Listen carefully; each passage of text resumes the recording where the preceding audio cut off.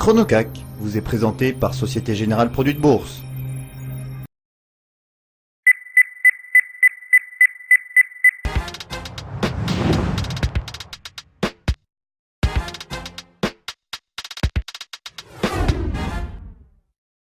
Il est 9 h, c'est l'heure du Chronocac et on retrouve Benoît Rousseau, trader et fondateur du blog En Ligne. Rebonjour Benoît. Rebonjour Lucie. Alors, que faire aujourd'hui sur le CAC 40 ? Alors c'est une très bonne question Lucie, merci de m'avoir posé. On ouvre en baisse légèrement, là on était sur les 4946, on est à 4916 en ouverture, on perd une trentaine de points. On a fortement monté hier, on s'est mis à accélérer, vous voyez là on a eu cette bougie d'impulsion à 9 h, on s'est mis à accélérer tout de suite.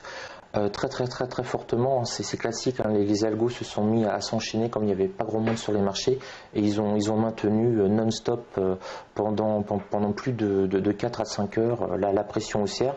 On n'a eu aucun retracement, c'est parti en mode fusée. Ça pourrait être la même chose aujourd'hui ? Ça va être la même chose. Ça peut être la même chose aujourd'hui, c'est un petit peu ça, le risque et la chance en même temps. Donc on est quand même sur une tendance haussière assez évidente depuis plusieurs jours et surtout plusieurs semaines. On va dire ici, effectivement, c'est le graphique sur la semaine, on s'est mis à s'effondrer le 24 pour des raisons entre guillemets géopolitiques. Et en fait, on est maintenant, on est revenu exactement sur les mêmes niveaux avec un CAC 40 qui tente d'essayer d'aller chercher les 5000 points. Donc on a plutôt une tendance haussière. Donc un achat sur repli, ça me paraît une bonne idée, vers les 4890, 4900 si on oui, mais alors Benoît, comme vous dites, c'est un trading algorithmique que là on a des gros acheteurs qui achètent et qu'il n'y a pas de repli derrière. Donc si on attend ce repli, il risque de ne jamais arriver.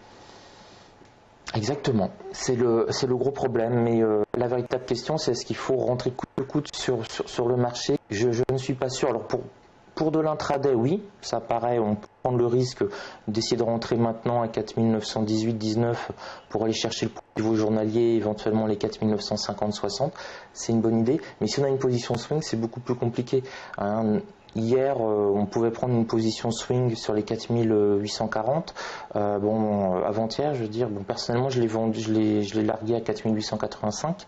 Donc, j'ai pas conservé la hausse. Mais c'est assez technique aujourd'hui parce que la bourse, les bourses américaines qui vont fermer à 13 h heure locale. Et là, c'est à ce moment-là où on peut avoir, on va dire, de grosses bougies. Donc, la clôture sur les bourses européennes à 17 h, 17 h 30 peuvent être dangereuses. Pourquoi c'est une date charnière c'est une date charnière que l'on vit. Si on est en swing, il faudra peut-être même éventuellement alléger, puisque lundi, on va avoir des données extrêmement importantes. On va avoir le retour de ces journées de Thanksgiving et du Black Friday. On va avoir Walmart, on va avoir Visa, on va avoir Amazon qui vont nous donner les chiffres. Donc il ne faut pas rester en position, c'est ça. Il faut clôturer ses positions aujourd'hui. Si on est en swing, il faudrait peut-être, si on a un bénéfice, encaisser ses bénéfices. Pour de l'intraday, essayer d'aller chercher un support quand même. Si on redescend sur les 4009, 4890 à l'achat, ça paraît pas mal. Parfait. Mais à mon avis, il vaudrait mieux pour passer un bon week-end, revendre ses positions. Lundi, tout peut arriver en fonction des résultats d'Amazon, etc.